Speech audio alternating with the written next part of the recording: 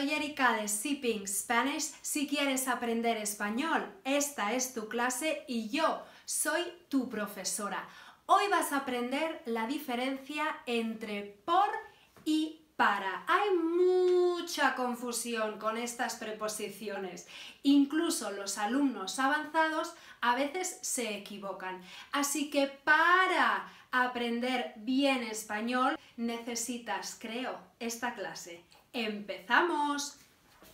Bueno, pues vamos a empezar con la preposición por y aquí tenemos cuándo la utilizamos.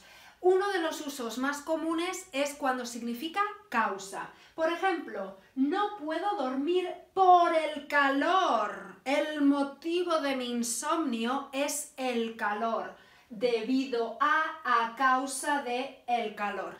Parte del día, por la mañana hago ejercicio, por la tarde trabajo en un hospital, por la noche salgo con mis amigos. Tiempo o lugar aproximado. Malasaña, que es un barrio de Madrid maravilloso. Bien, puedo decir, esa tienda está por Malasaña. No recuerdo exactamente qué calle, la dirección. Sé que está más o menos en esa zona, por esa zona. Tengo vacaciones por Navidad. No puedo decirte exactamente los días, pero más o menos en el periodo de Navidad tengo vacaciones. Medio, esta es mi favorita, hablo con mis estudiantes por Facebook. Es el medio que utilizo para hablar con ellos, a través de, por medio de. No quiero girarme porque no me gusta el moño. Seguimos, intercambio, compra, precio, compré este libro por 7 euros. Te cambio mi coche por tu bicicleta.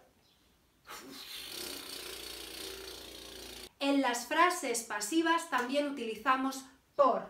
La fregona fue inventada por los españoles. En lugar de decir los españoles inventaron la fregona de forma pasiva, por. Y finalmente, lugar que se atraviesa para llegar a otro destino. Este tren pasa por Valencia, pero su destino no es Valencia, quizá es Málaga.